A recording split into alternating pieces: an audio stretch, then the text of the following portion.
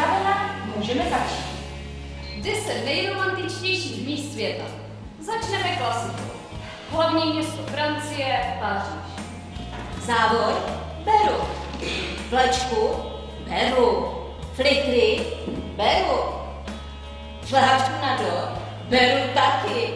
Pavle, Pavlíku, já pořád čekám.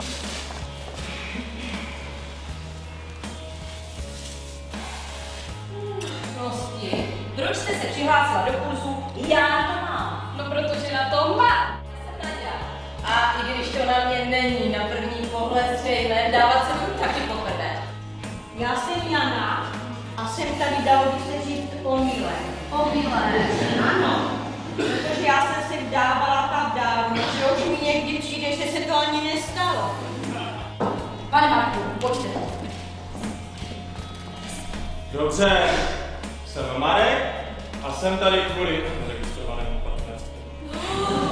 Kvůli registrovanému partnerství. Ano, protože jsem buzna, buzola, bukvice, homoplána, čajová konvička, homosexuál a taky trochu gay. Stačí?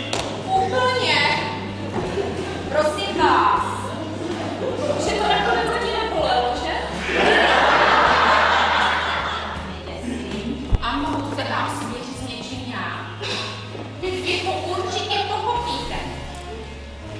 Zní odolku z večrových panek.